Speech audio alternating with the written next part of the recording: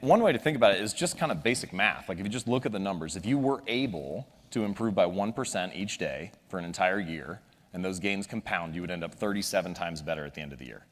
And if you were to get 1% worse, you would whittle yourself almost all the way down to 0. What's interesting here is that everybody wants a transformation, right? Everybody wants a radical improvement, want rapid success. But we fail to realize that small habits and little choices are transforming us every day already. For the rest of this talk, there are 4 stages of habit formation. I'm going to take you through each of those 4. So the 4 stages are noticing, wanting, doing, and liking. Noticing, wanting, doing, and liking. One of my favorite things about noticing, one of my favorite strategies for discussing it, it's called implementation intentions. Many people think that they lack motivation when what they really lack is clarity.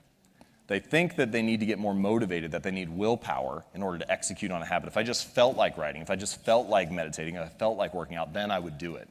But in fact, they don't have a plan for it, and so they wake up each day thinking, I wonder if I'll feel motivated to write today. I wonder if I'll feel motivated to work out today. But instead, you can take the decision-making out of it by explicitly stating when, where, and how you want to implement the habit. It sounds easy to say, let's just start a plan, let's write down exactly what you should do, and then maybe you'll follow through on it. But of course, we all know that there are challenges that arise, it's not quite that easy. So here's a little strategy that I like to use to make sure you can come up with a better plan of action, and it's called a failure pre-mortem. So the way that it works is you think about the habit, the project, the goal, whatever the most important thing is that you want to work on, and then I want you to imagine, fast forward 6 months from now, and you failed. And then tell the story of why you failed. What happened? What challenges did you encounter? What was it that took you off course? Once you have all that stuff laid out on the table in front of you, you can start to make better choices about how to develop a plan. You can start to have if-then plans. So not only do I want to exercise for 20 minutes on Monday at 5 p.m., but also if I do not exercise because I have to take my kid to practice or whatever, then Tuesday morning at 7 a.m. I will go in, right? You can have ways to adjust for these challenges. Stage 2, wanting. One of the most overlooked drivers of habits and human behavior is our physical environment. And this is an interesting insight about our desires. Your environment often influences them. We want things simply because they are an option, right? Simply because they are in front of us at the time. Thankfully, you don't have to be the victim of your environment. You can also be the architect of it. You can decide to design something to make your good behaviors easier and your bad behaviors harder. So, when it comes to habits, if you want to practice your guitar more frequently, put it right in the middle of your living room so you run across it all the time. If you want to read more, when you make your bed in the morning, take the book you want to read, put it on top of the pillow. When you come back that night, pick it up, read a few pages, go to sleep. Many of our desires are simply shaped because we have an environment that shapes us in that way. So the moral of the story is I've never seen someone stick to positive habits in a consistent fashion in a negative environment. Maybe you can overpower it once or twice. Maybe you can have the willpower to do the right thing on one day. But if you're constantly fighting against those forces, it's going to be very hard to follow through. Stage 3, doing. The important insight here, especially for habits, is that in the beginning, the most important thing is just to shut up and put your reps in. Just make sure that you hone the skill, right? And you can start to think of it, the way that I like to think of it is that any outcome that you wish to achieve is just a point along the spectrum of repetitions. So if you have few reps to more reps, and you can imagine an easy goal, a moderate goal, a hard goal, the more reps that you put in, the more likely you are to achieve that goal. Now, what I like to say is you should optimize for the starting line, not the finish line. Right? So often when we think about habits, goals, routines, achievements, it's all about the milestone. We think about how much weight we want to lose, how much money we want to earn, how many subscribers we want to have. It's all fixed on the finish line. But instead, if you can optimize for the starting line and make it as easy as possible to get started and get your reps in, often the outcomes just come as a natural result. Okay, stage 4, liking. The only reason that we repeat behaviors is because we enjoy them, because we like the reward. If we don't enjoy the experience along the way, we're unlikely to stick with it.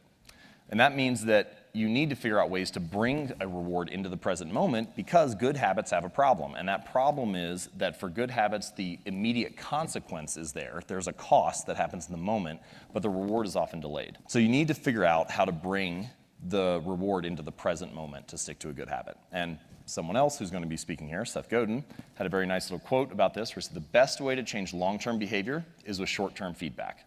And one way to think about that is that long-term behaviors, sticking with writing for years on end or going to the gym and so on, they have those delayed consequences. So you need a way to enjoy it in the moment. So here's what I think you should do. Get a wall calendar where you can see every day of the year mapped out on it.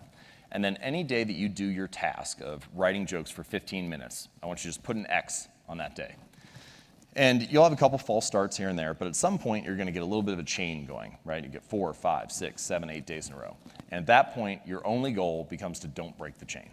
Doesn't matter how good or how bad the jokes are, doesn't matter if it makes it into your material, just don't break the chain. What's interesting about this is that by measuring your progress, you get an immediate reward in the moment, right? The reward of like having a great stand-up routine 40 days from now or 40 weeks from now or whatever, is not, it's so delayed that you need something in the moment that makes you feel good. So if you do those 15 minutes, you can cross that off. That's a way to get an immediate hit, a little bit of a reward by tracking it. We often fear that in order to achieve something new, to become someone new, we have to abandon everything that we are.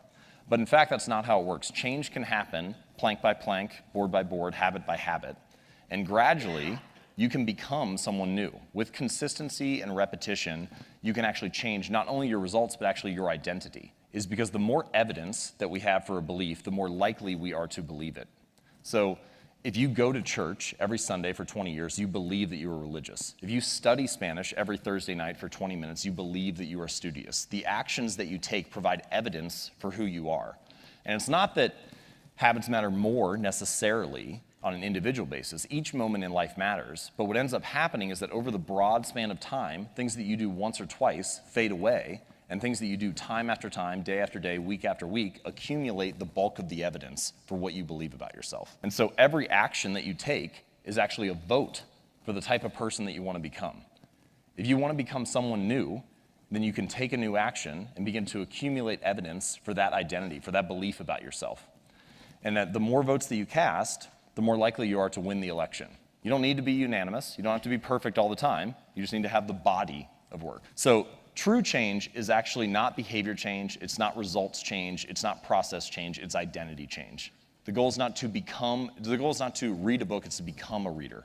The goal is not to write a book or write an article, it's to become a writer. The goal is not to run a marathon, it's to become a runner, to become a type of person, to develop an identity.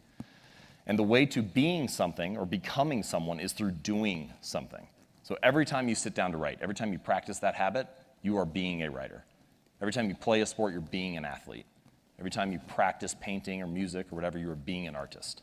And habits are not only the method through which we achieve external measures of success, like losing weight or earning more money or meditating and reducing stress. They are also the path through which we achieve internal change and actually become someone new. They're the path through which we forge the identity that we have, the deepest beliefs we have about ourselves, our sense of self. And so if you can change your habits, you can change your life. Thank you.